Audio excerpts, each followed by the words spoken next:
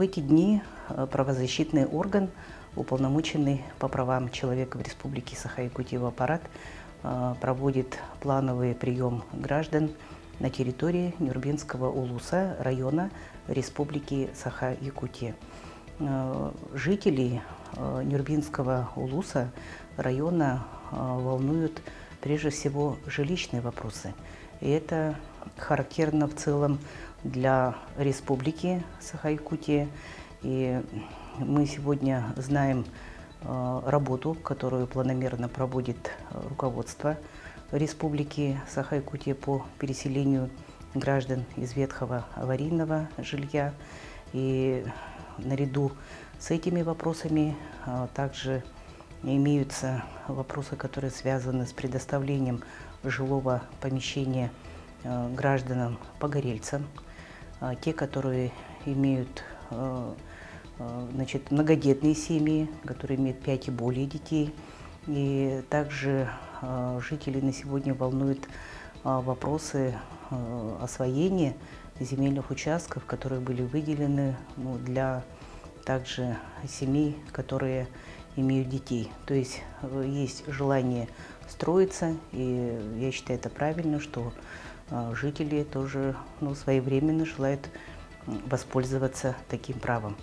Мы знаем, что банки дают возможность приобретать, получать кредиты, и по ним, конечно, в процессе исполнения договорных обязательств также возникает немало вопросов, которые связаны и с начислениями процентов, своевременным исполнением обязательств. И кроме того, эти обязательства возникают как в отношении граждан, которые получили кредиты, и также в отношении тех банков или финансовых микрокредитных организаций, которые обязуются предоставить и выплатить определенные проценты и предоставить и вернуть вложенные денежные суммы. И также, конечно, на сегодня поступили тоже традиционно вопросы, которые связаны с земельными правоотношениями. И я бы также особо хотела подчеркнуть, что на сегодня также мы уделяем самое серьезное внимание социальной защите населения на территории Республики Саха-Якутия. И такие же вопросы возникают и у жителей Нюрбинского улуса. Это касается и своевременной социальной помощи, это касается защиты прав инвалидов и также семей, которые имеют детей-инвалидов.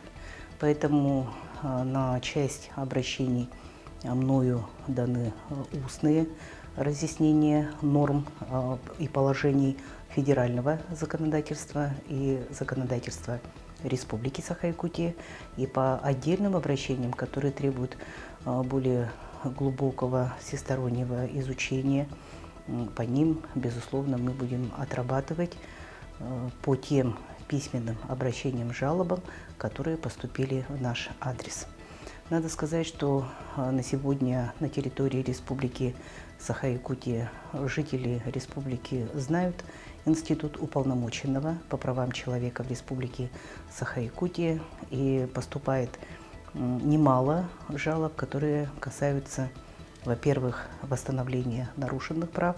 И здесь возникает вопрос, а насколько реально выполняются и соблюдаются права граждан Российской Федерации, проживающих на территории Республики Саха-Якутия.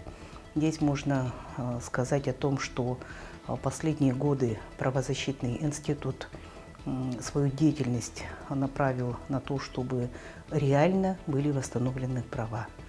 То есть речь ведет о том, что если гражданин желает получить своевременную медицинскую помощь, она была предоставлена, социальную помощь, чтобы она была оказана.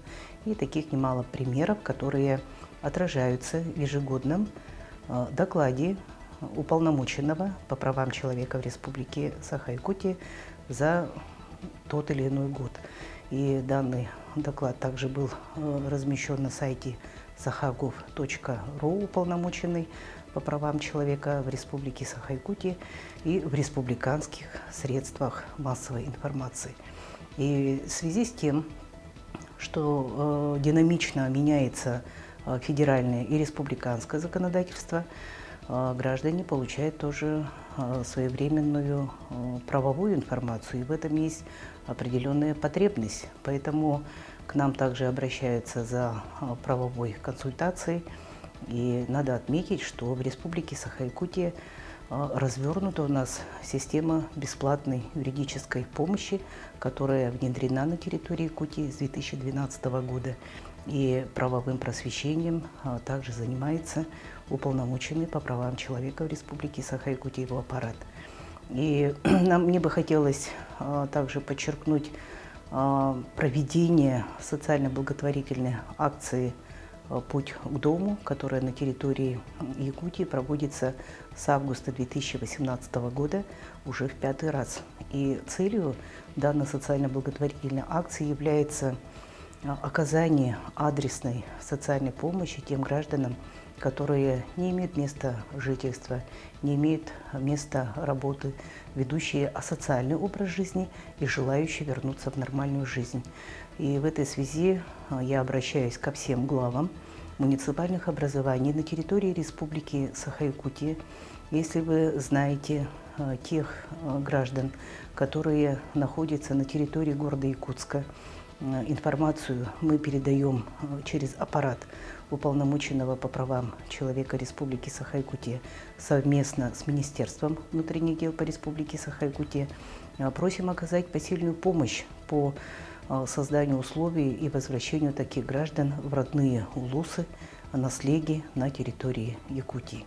И также есть граждане за пределами субъектов Российской Федерации, которые приехали на территорию Якутии, желают вернуться в свои также семьи, поэтому мы здесь тоже ведем адресную конкретную помощь. Из 200 человек, которые обратились в наш адрес по итогам 5 социально-благотворительных акций, 40 устроены на работу по их желанию, 3 уже вернулись в родные семьи, к родственникам, то есть восстановили социальные связи. Кроме того, полностью проведены обследования на наличие гепатита, на наличие туберкулеза, на наличие ВИЧ-инфекции и на наличие венерических заболеваний. Социально опасные заболевания не присущи тем гражданам, которые находятся в трудной жизненной ситуации. И, по сути дела, как мы видим, они оказались в такой ситуации по своей вине. Поэтому на сегодня действительно, если мы будем все вместе, это и органы местного самоуправления, и органы исполнительной власти, которые здесь активно работают, и федеральные территориальные структуры, они тоже участвуют в социально-благотворительной акции постоянно, и с институтами гражданского общества, тогда мы будем видеть результат. И действительно, каждый человек при его желании, он сможет быть активным членом гражданского общества.